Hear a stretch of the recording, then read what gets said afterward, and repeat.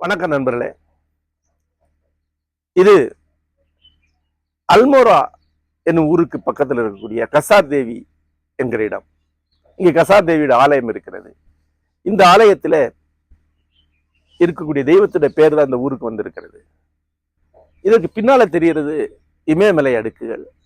ரொம்ப பின்னால நந்ததேவியுடைய சிகரம் மெல்லிய வெண்பனி மூட்டமாக தெரிகிறது.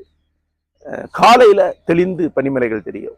மத்தியானம் ஆகும்போது ஹேஸ் அந்த வெண்பனியில மூடிடும்.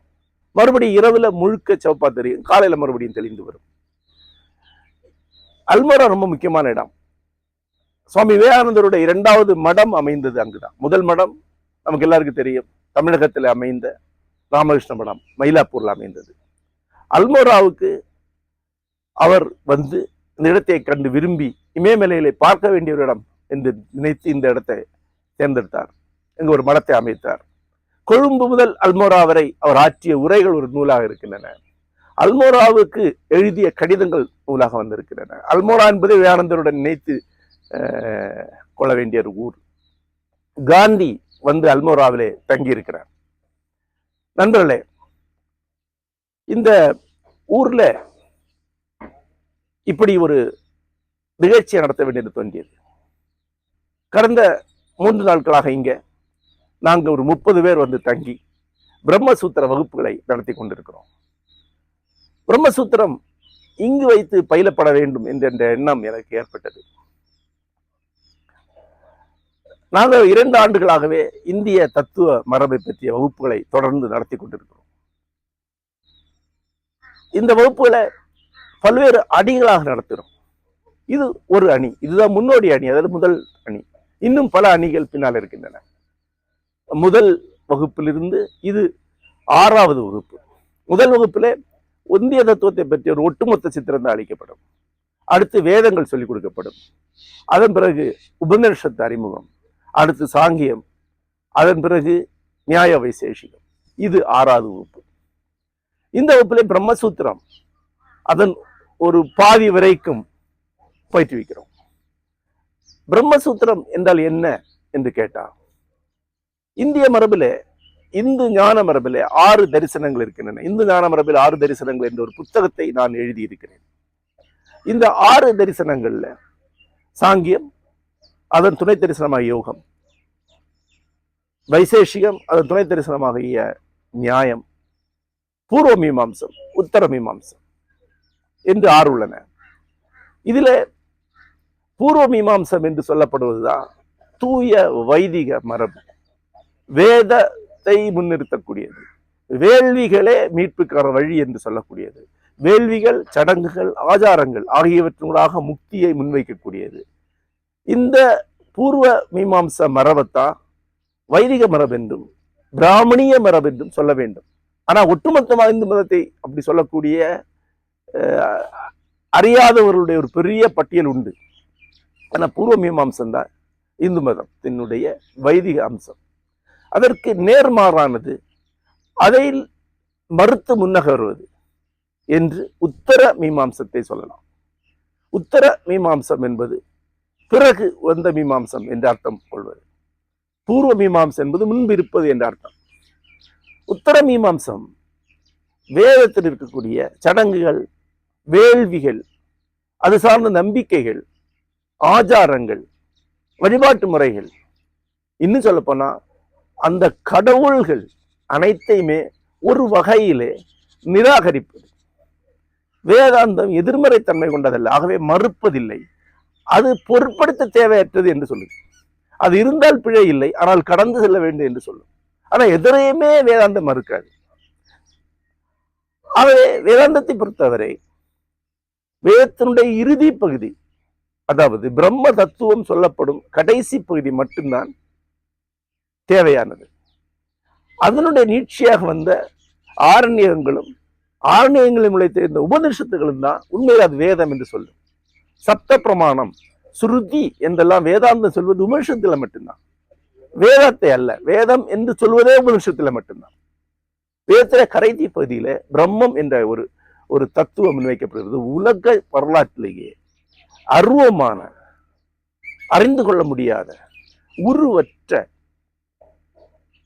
எந்த விதமான மானுட குணாதிசயங்களும் மனிதனால் உருவாக்கப்பட்ட, அளிக்கப்படக்கூடிய எந்த குண இயல்புகளுக்கும் அப்பாற்பட்ட ஒரு தெய்வ உருவகம், ஒரு இறை உருவகம் முன்வைக்கப்படுவது என்பது ரிக்வேதத்தில் வைக்கக்கூடிய பிரம்ம தத்துவம் வழியாகத்தான். பிரம்மம் என்பது காலம் போல, பிரபஞ்சம் போல, அதற்கு அப்பால் செல்லக்கூடிய ஒரு முடிவின்மை மட்டும்தான். இதற்கெல்லாம் அப்பால் இருக்கக்கூடிய ஒன்று. இது அனைத்து அதனுடைய பகுதியா இருக்கு. நீங்க என்ன வர்ணனை கொடுத்தாலும், என்ன விவரணை கொடுத்தாலும், என்ன டிஃபரன்ஷன் கொடுத்தாலும் அதுக்கெல்லாம் அப்பால். ஏன்னா நீ ரொம்ப சின்னவன், நீ ஒன்று அதுக்கு விவரணை கொடுக்க முடியாது. அதுக்கு ஆணோ பெண்ணெல்லாம் ஒண்ணும் கிடையாது, தத்து தான். இவ்வாறு ஒரு பெரிய சித்திரத்தை, பிரம்மம் என்ற சித்திரத்தை வேதம் கொடுக்கிறது. அந்த சித்திரத்தை மட்டும் எடுத்துக்கொண்டு அதை விரிவாக்கக்கூடிய ஒரு மரபைத்தான் வேத அந்தம், வேதத்தின் இறுதி என்று சொல்லுவோம். அந்த வேத அந்தம் தான் உத்தர மீமாம்சம். அந்த உத்தர மீமாம்சம் உபனிஷத்துல வழியா திரண்டு வருகிறது. உபனிஷத்துகள் 108 இருக்கின்றன. அவற்றில் 10 உபனிஷத்துகள் தான் பிரம்மசூத்திரம் பொருட்படுத்தி விவாதிக்கிறது. அந்த 10க்கு தான் சங்கரர் உரை எழுதியிருக்கிறார், ராமானுஜர் உரை எழுதியிருக்கிறார், மத்வர் உரை எழுதியிருக்கிறார், நிம்பார்க்கர் போன்றவர்கள் பிறகு உரை எழுதியிருக்கிறார். அந்த உலகங்களில் திரண்டு வரக்கூடிய கருத்துக்களை கொள்கைகளாக, சூத்திரங்களாக, தேற்றங்களாக, தியரங்களாக வகுத்துரைக்கக்கூடிய ஒரு நூல் தான் பிரம்மசூத்திரம். இது கவித்துவமானது என்று சொல்ல முடியாது. ஆனா செறிவான தத்துவங்கள், செறிவான தத்துவ ஒற்றை வரிகளால் ஆனது. 555 ஒற்றை வரிகள் கொண்டது. இந்த நூலை எழுதியவர் பாதராயணர் என்பது பெயர். பாதராயணர் என்றால் பதரி மரத்தில் அமர்ந்தவர், பதரி மரத்தடியில் அமர்ந்தவர். பதரினா இலந்தை, இலந்தை அடியார் என்று சொல்லலாம். இவர் இதே போன்ற ஒரு இமயமலை சூழலில் வாழ்ந்ததாகவும் இங்கிருந்து இதை எழுதியதாகவும் தொன்மங்கள் சொல்லுகின்றன. இவர் வாழ்ந்த இடம் என்று பதரிநாத் சொல்லப்படுகிறது. அதனால்தான் அங்கு ஆதிசங்கருடைய ஒரு மடம், வடக்கு இருக்கக்கூடிய மடம் அங்குதான் இருக்கு. அங்கு சென்று நடத்த வேண்டிய நடந்தோம். சரி, அதே மாதிரி ஒரு அமைதியான சூழலை கண்டுபிடிப்போம். இது இங்கே வந்தோம். அது ஒரு டூரிஸ்ட் பிளேஸ், பொறும் சந்தடியான இடம். இந்த இடத்தை கண்டுபிடிச்சோம். இதையே பாதராயணன் வாழ்ந்த இடம் என்று நினைத்து இங்கு அமர்ந்து இதை பயிலலாம் என்று எண்ணி இங்க வந்தோம். பாதராயணன் என்பது ஒரு அடையாள பெயராக இருக்கலாம் என்று சொல்பவர்கள் உண்டு ஆய்வாளர்கள். என்றென்றால் அது ஒரு ஸ்கூல் ஆஃப் தாட். இந்த டெக்ஸ்ட் என்பது உபனிஷத் காலத்தின் இறுதியிலே, அதாவது இன்றைக்கு ஏறத்தாழ 3500 அல்லது 4000 ஆண்டுகளுக்கு முன்னாடி எழுதப்பட்டதா இருக்கலாம். பிறகு அதிலே சமண சமயத்துக்கும் பௌத்தத்தின் 4 தரப்புகளுக்குமான மறுப்புகள் பின்னர் சேர்க்கப்பட்டிருக்கலாம். கிபி 2ஆம் நூற்றாண்டு வரைக்கும் இது திருப்பி திருப்பி எழுதப்பட்டிருக்கலாம். வேதாந்தத்தினுடைய முதன்மை ஒரு மடமாக அல்லது ஒரு குருகுல அமைப்பாக இந்த பதரி இருந்திருக்கலாம். ஆனா அந்த டெக்ஸ்டுக்குள்ளே பதரிங்கிற பெயர் வருகிறது. கீதையிலே பாதராயணருடைய பெயர் சொல்லப்படுகிறது, பகவத்கீதையில். அதற்கு முன்னாலே இது இருந்திருக்கு. இதுக்கு முன்னாலே உருவாக்கப்பட்ட ஒரு நூலாக இந்த பிரம்மசூத்திரம் இருந்திருக்கு. இந்த நூல் இவ்வளவு 1000 ஆண்டுகளாக தொடர்ந்து நினைவில் இருந்ததுனால்தான் தப்பி பிழைத்திருக்கு. இது கூட இருந்த நிறைய நூல்கள் அழிந்து விட்டிருக்கின்றன. ஏறத்தாழ 12 வேறு வேறு வேதாந்த ஆசிரியர்கள் பேரில் பாதராயணர் சொல்கிறார், அவருடைய நூல் எதுவும் கிடைக்கல. இந்த நூலுக்கு இந்தியாவில் தொடர்ந்து உரைகள் எழுதப்பட்டிருக்கின்றன. அந்த உரைகளிலேயே நூற்றுக்கணக்கான உரைகளுடைய பெயர்கள் மட்டும்தான் கிடைக்கின்றன. இன்றைக்கு அவை கிடைப்பதில்லை. இன்றைக்கு கிடைப்பதில்லை மிக முக்கியமானவை என்று 16 உரைகளை சொல்கிறார்கள்.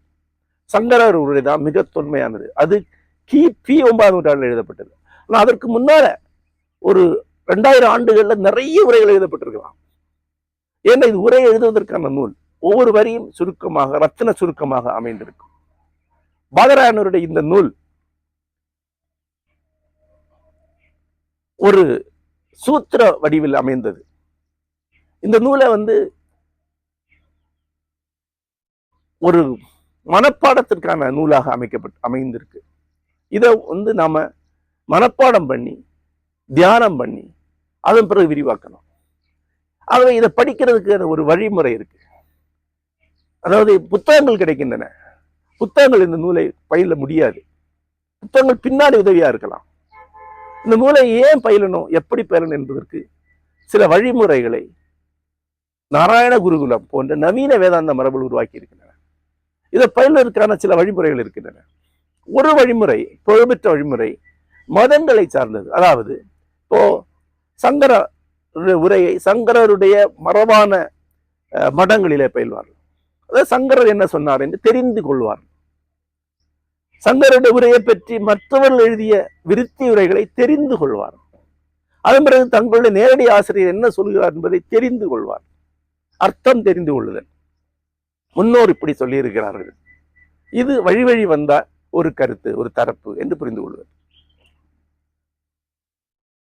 இன்னொன்று மற்றொரு மரபு, மற்றொரு என்ன சொல்லியிருக்காருன்னு தெரிந்து கொள்வது. சங்கரர் என்ன சொல்லியிருக்கார் என்பதை மறுப்பையும் தெரிந்து கொள்வது.